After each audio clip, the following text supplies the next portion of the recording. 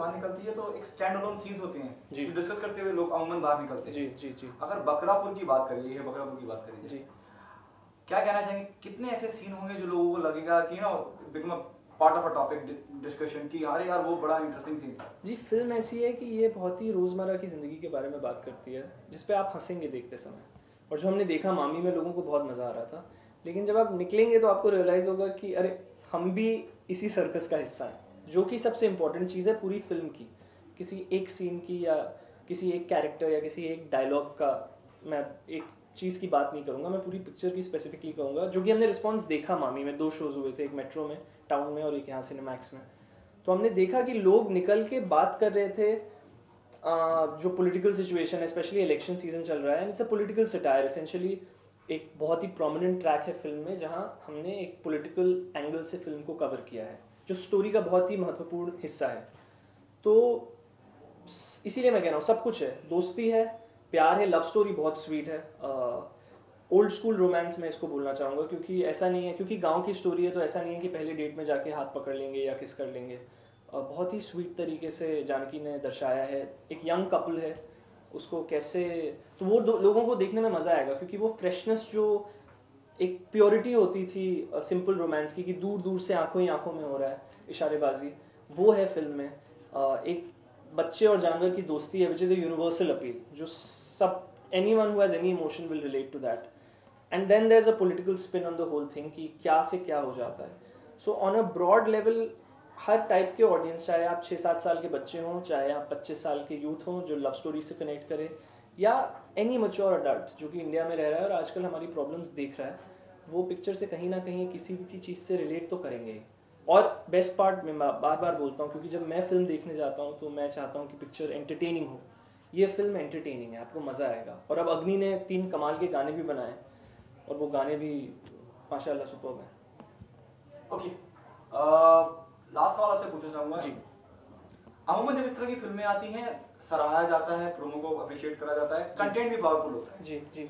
लेकिन सिनेमा घर तक ले जाने में बड़ी तकलीफ का सामना करना पड़ता है। आलम यह है कि आपको सिनेमा घर वालों को भी पैसे देने पड़ते हैं कि भैया हमारी फिल्म चलाओ। जी जी जी। How do you see the whole thing, you know, the whole system which doesn't allow such, though the trend is already changed through Pan Singh Tomar and all जी, मेरी पहली फिल्म थी आई थिंक, वो से ये wave शुरू हुआ था love sex और धोखा से। अगर मैं सिनेमा की हिस्ट्री आप देखेंगे तो 2010 में लव सेक्स और धोखा और उड़ान आई थी, और फिर यशराज जैसे बैनर ने बैंड बाजा बारात एक नए फेस के साथ बनाया था, जो कि उस साल की सबसे बड़ी हिट फिल्म थी।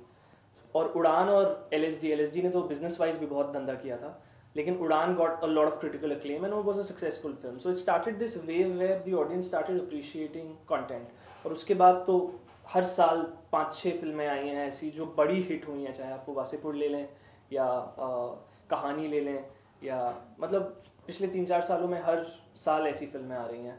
तो content has become king now. I mean अगर मैं रिसेंट एग्जांपल उठाऊं क्वीन का, जिसके स्टार्टिंग स्क्रीन्स मंडे तक 1.5 टाइम्स बढ़ गए थे, क्योंकि वर्ड ऑफ माउथ पिक्चर का स्ट्रॉन्ग था।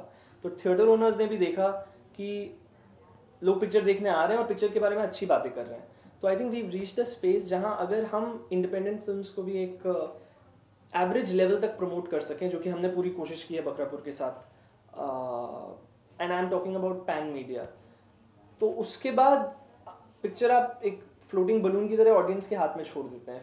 फिर it's a word of mouth game. अगर पिक्चर हाउसफुल जा रहा है तो थिएटर ओनर्स खुद ब खुद आपको शोज दे देंगे। यस, फाइट है कि इनिशियल शोज मिलने की, which we are trying our best कि बेस्ट पॉसिबल शोज मिल जाएं, जिससे hopefully the word of mouth will generate the interest in the film. Thank you so much. Thank you. आप जिस फैमिली से आती हैं वो कई सालों से इंडस्ट्री में है, स्टंट के रूप में, एक्शन के रूप में, एक्टिंग भी करते हैं आपकी फैमिली के लोग। आपकी फैमिली से, please make me correct if I am wrong somewhere, आपकी फिल्म से शायद आप पहली फीमेल होंगी जो बॉलीवुड का हिस्सा बनने जा रही हैं। टेल अस अबाउट योरसेल्फ, क्या हमेशा से आप एक्टर ही बनना चाहती थी? How this happened, you know? You're correct that I'm the only girl from my family.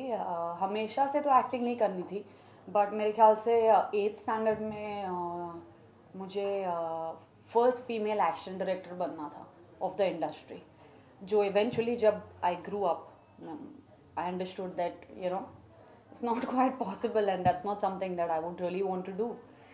एक होता है ना, you kind of look up to your father, which I still do.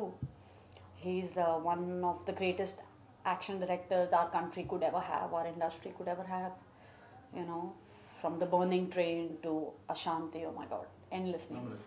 Yes, so but I think 8th standard के बाद मुझे एहसास हुआ, you know, when you start becoming like, you know, when you're 13 14 you start क्योंकि in the beginning I used to be a tomboy, तो उस time पे then I started to understand that okay, maybe I'm not that bad looking, I can become an actor.